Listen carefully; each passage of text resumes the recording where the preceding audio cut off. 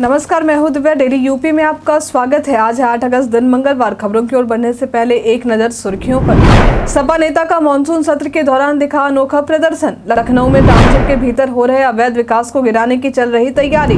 गोरखपुर से लखनऊ जा रही वंदे भारत पर हुआ पथराव। बनारस व सिटी स्टेशन को एयरपोर्ट लुक देने पर काम हुआ शुरू। यूपी में इस वजह से फिलहाल नहीं कर पाएंगे बिजली बिल जमा। चलिए बढ़ते हैं अब उत्तर प्रदेश के अब तक की 25 बड़ी खबरों की ओर विस्तार से।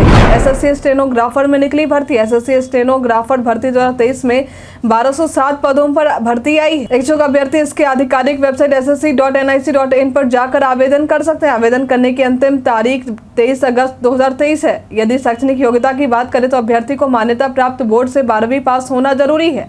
साथ ही अभ्यर्थी को स्टेनो का ज्ञान भी होना चाहिए। यदि इसके वेतन की बात करें तो यहाँ 9,300 रुपए से लेकर 34,800 रुपए, इसके साथ ही 4200 के ग्रेड पे भी दिए जाएंगे। उत्तर प्रदेश पर्यटन में आज हम बात करेंगे चंद्रप्रभा वन्य जीव अभ्यारण्य के बारे में। यह अभ्यारण्य उत्तर प्रदेश के चंदौली जिले में स्थित है, जो कि पिकनिक के लिहाज से एक बेहतरीन स्पॉट है।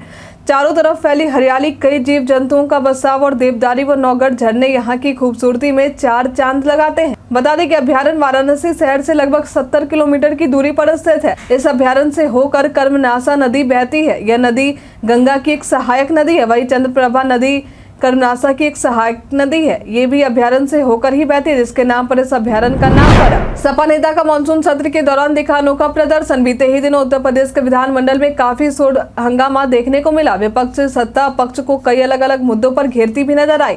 इन मुद्दों में महंगाई, बेरोजगारी और मणिपुर हिंसा के मामले भी शामिल थे। हालांकि जब विपक्ष ने मणिपुर हिंसा पर चर्चा करने की मांग की तो विधानसभा अध्यक्ष सतीश महाना ने इस मुद्दे पर चर्चा करने से मना कर दिया। उन्होंने कहा कि सदन में केवल यूपी के मुद्दे पर ही चर्चा की जाएंगी, जिसे लेकर काफी हंगामा भी देखने को मिला। हंगामा को देखते हुए विधानसभा की कार्यवाही आज 11 बजे तक के लिए स्थगित कर दी गई।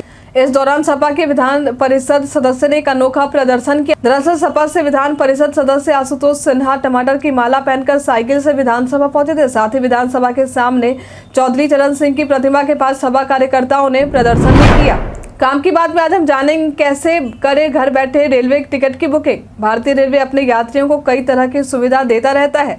इन्हीं में से एक है टिकट बुक कराने की सुविधा। यदि आप अपना टिकट कैंसिल भी करवाते हैं तो पैसा भी आपके अकाउंट में सीधे ट्रांसफर हो जाएगा। इसके लिए आपको किसी साइबर कैफे या किसी एजेंट के चक्कर लगाने की जरूरत नहीं पड़ेगी। बता दें कि IRCTC के ऐप या इसके वेबसाइट पर जाकर टिकट बुक करवा सकते हैं, लेकिन इसके लिए आपको सबसे पहले IRCTC के ऐप या वेबसाइट irctc.co.in पर जाकर रजिस्टर्ड करना होगा। फिर आपको यहां आने के बाद अपना यूजर ID और पासवर्ड डालकर लॉगिन कर लें।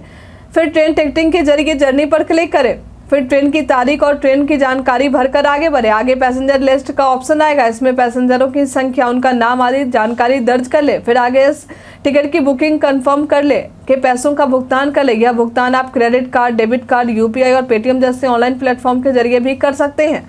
बुकिंग कंफर्म होते ही आपको PNR नंबर, ट्रेन का नंबर, यात्रा की तारीख और कोच आदि की पूरी जानकारी मैसेज के जरिए मिल जाएगी। यात्रा के दौरान आप इस रिजर्वेशन मैसेज को साथ जरूर रखें।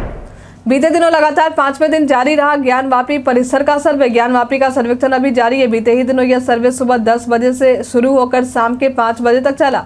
इस दौरान लंच ब्रेक और नमाज अदा करने के लिए भी सर्वे को कुछ देर के लिए रोका गया था। वहीं हिंदू पक्ष के वकील सुधीर त्रिपाठी ने परिसर में चल रहे 5वें दिन के सर्वे को लेकर बताया था कि गुंबद का सर्वे होना है। इससे पहले भी वहां की जांच हो चुकी है। बता दें कि गुंबद के भीतरी, बाहरी और उसके आसपास मिले आकृतियों की फोटो और वीडियोग्राफी होने के साथ ही मैपिंग भी हो चुकी है। यहाँ धार्मिक महत्व से संबंधित लगभग 20 से अधिक साक्ष्य मिले। हस्तिनापुर में बाढ़ की हालात हुई गंभीर। एक बार फिर से हस्तिनापुर के खादर क्षेत्र में भयानक बाढ़ की स्थिति बनी हुई है। कई गांवों की स्थिति बाढ़ को लेकर गंभीर है। साथ ही कई घरों में गंगा के उफान होने से पानी भी घुस गया है। इस वजह से ग्रामीण और किसानों को बड़ी मुसीबत का सामना करना पड़ रहा है। अभी हाल में ही 2,09,000 क्यूसेक पानी हरिद्वार के हथनी कुंड बैराज से छोड़ा गया था, जिस वजह से यह पानी बीते ही दिनों हस्तिनापुर के खादर क्षेत्र में टूटे तटबंध से लेकर आकर गांव तक पहुंच गया है। गांव में बढ़ते इस जलस्तर के कारण कई गांव टापू में तब्दील हो गए। इसका गहरा असर ग्रामीणों के जीवन पर पड़ रहा। इससे पहले भी 13 जुलाई को तटबंध के टूटने की वजह से पूरे 15 दिनों तक ग्रामीणों को बाढ़ का सामना करना पड़ा। टमाटर के भाव में कमी से लोगों को मिली थोड़ी राहत। नासिक से मुरादाबाद टमाटर आने के बाद 100 से 120 रुपए प्रति किलो मंडी समिति में थोक में टमाटर की बिक्री हुई है।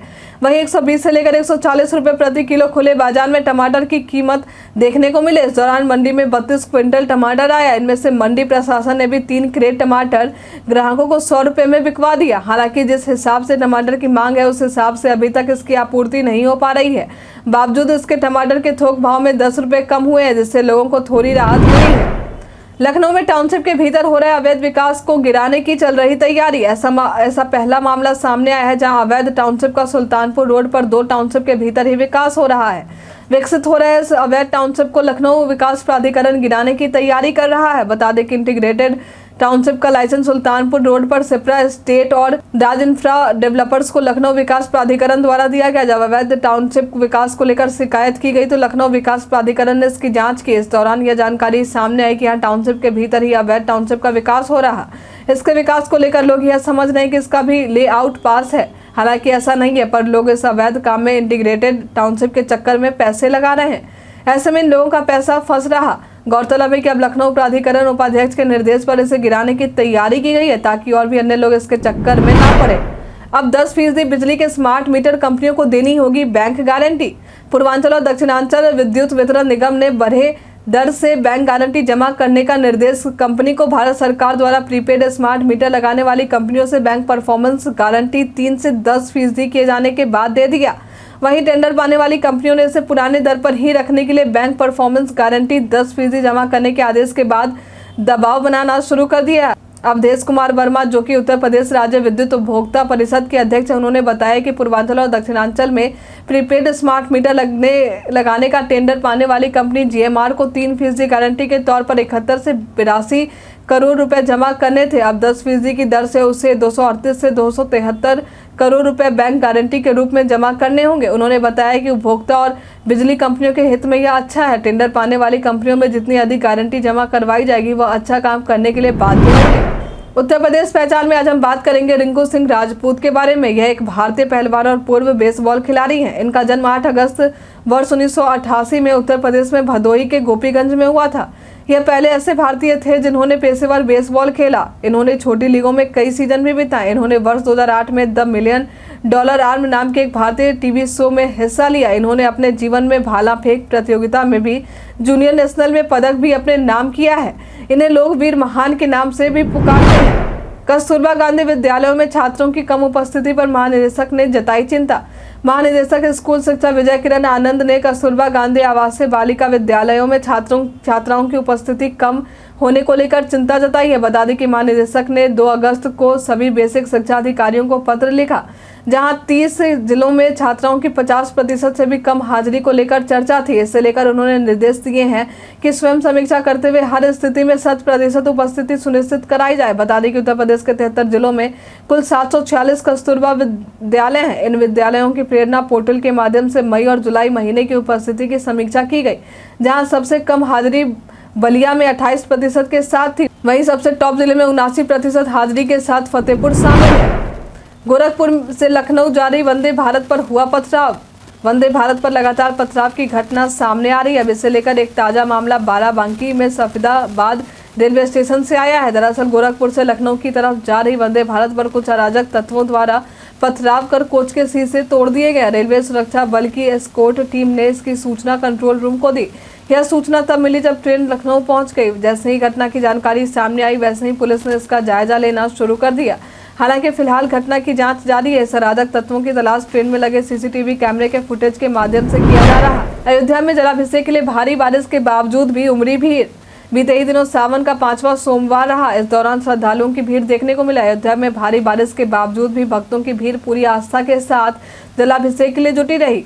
अयोध्या में पौराणिक पीठ नागेश्वर मंदिर में सुबह से शाम तक जलाभिषेक का कार्यक्रम चलता रहा। जलाभिषेक से पहले कई श्रद्धालुओं ने सरयू में सर्वप्रथम स्नान किए। इस दौरान नदी के बढ़ते जल स्तर को देखते हुए प्रशासन द्वारा बैरिकेडिंग लगाने के साथ ही जवानों की तैनाती भी की गई। साथ ही अन्य सुरक्षा को लेकर प्रशासन द्वारा पुख्ता इंतजाम किए गए थे। बनारस पर सिटी स्टेशन को एयरपोर्ट लुक देने पर काम हुआ शुरू। अभी हाल में ही अमृत भारत योजना के तहत भव्य कार्यक्रम का आयोजन किया गया था। अब इस कार्यक्रम के समाप्त होते ही बनारस, वाराणसी सिटी, बलिया और आजमगढ़ स्टेशनों को सिटी सेंटर के रूप में विकसित कर एयरपोर्ट लुक देने का काम प्रारंभ हो चुका है।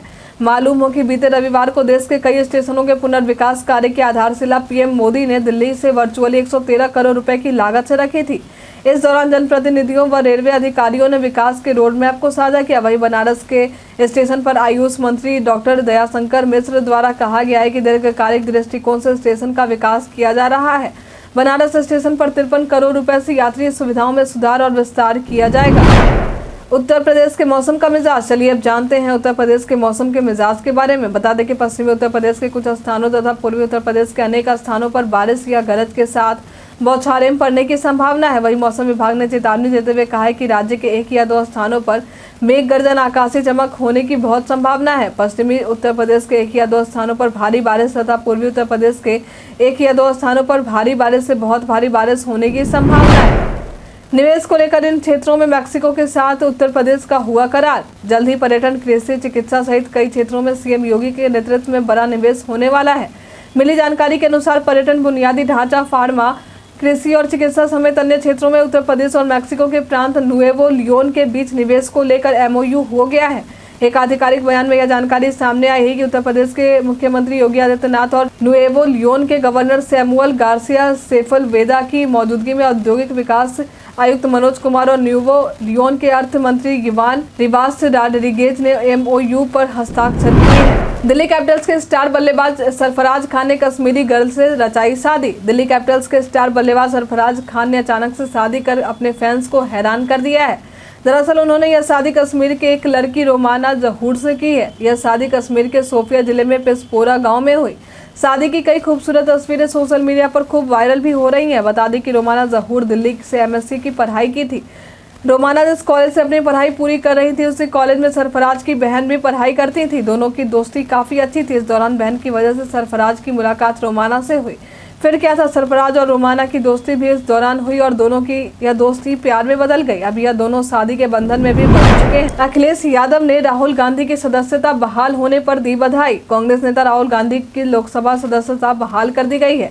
इस फैसले के बाद पूरा विपक्ष जश्न मना रहा है। इसे लेकर अब समाजवादी पार्टी के नेता अखिलेश यादव का बयान सामने आया है।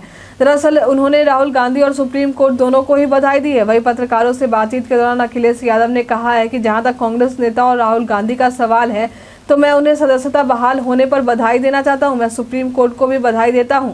इस फैसले के बाद लोकतंत्र और न्यायालय पर विश्वास बढ़ा है। साथ ही उन्होंने कहा कि भाजपा का काम करने का यह तरीका है कि वह लोगों को सदस्यता छीन लेना चाहती है। एडवांस बुकिंग के मामले में OMG 2 से आगे निकली गदर 2।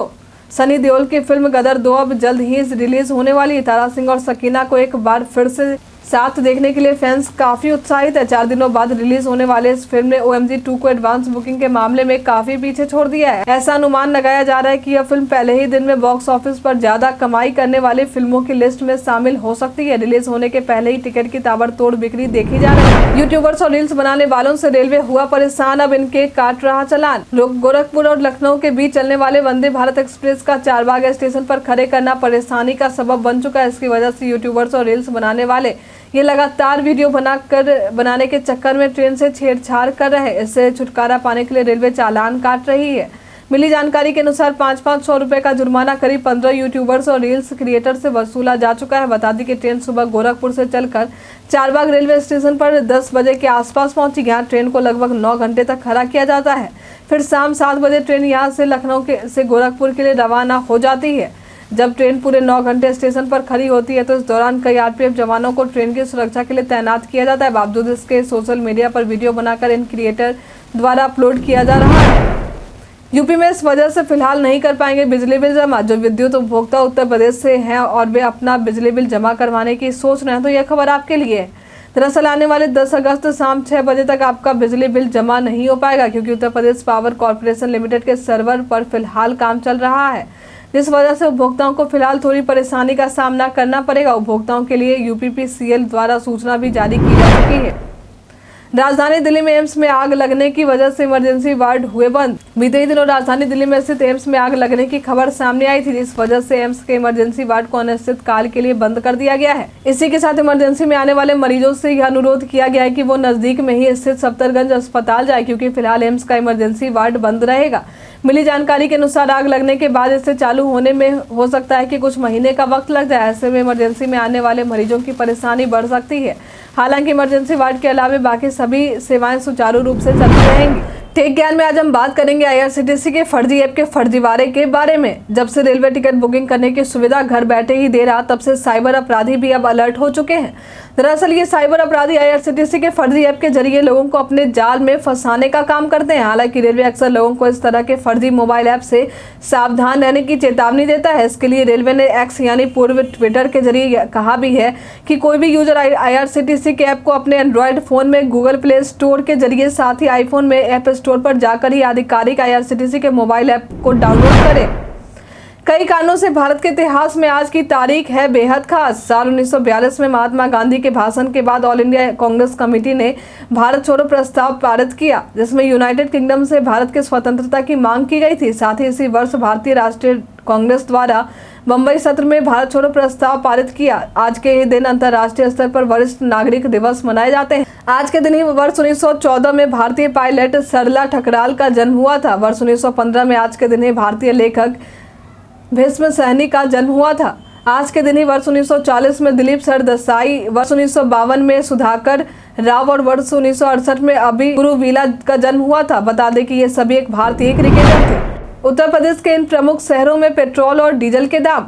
बीते ही दिनों पूरे देश में पेट्रोल और डीजल के नए दाम जारी किए गए। इस दौरान राष्ट्रीय स्तर पर कीमत में किसी प्रकार का बदलाव देखने को नहीं मिला है। यदि उत्तर प्रदेश के प्रमुख शहरों में पेट्रोल और डीजल की कीमत की बात करें तो इसकी राजधानी लखनऊ में पेट्रोल की कीमत 96.47 रुपए, तो वहीं डीजल की कीमत 89.76 रुपए देखी गई। वहीं कानपुर में एक पेट्रोल 96.27 तो डीजल 89.45 रुपए कीमत रहा। वाराणसी में पेट्रोल 96.56 रुपए तो डीजल की कीमत 90.25 रुपए देखी गई है। नोएडा की बात करें तो यहाँ पेट्रोल 96.65 रुपए तो वहीं डीजल 89.76 रुपए रहा। वहीं गाजियाबाद में पेट्रोल 96.58 रुपए तो डीजल 89.62 रुपए देखा गया। आज के लिए फिलहाल इतना ही। उत्तर प्रदेश के तमाम खबरों के साथ बने रहने के लिए देखते रहे डेली यूपी। और साथ ही अगर आप यूट्यूब से देख रहे हैं तो चैनल को सब्सक्राइब करना। अगर आप फेसबुक से देख रहे हैं तो पेज को लाइक करना ना भूलें। और हाँ, आप उत्तर प्रदेश के जिस भी क्षेत्र से देख रहे हैं उस क्षेत्र का नाम हमें हमारे कमेंट सेक्शन बॉक्स में लिखकर जरूर बताएं। आज के लिए इतना ही, धन्यवाद।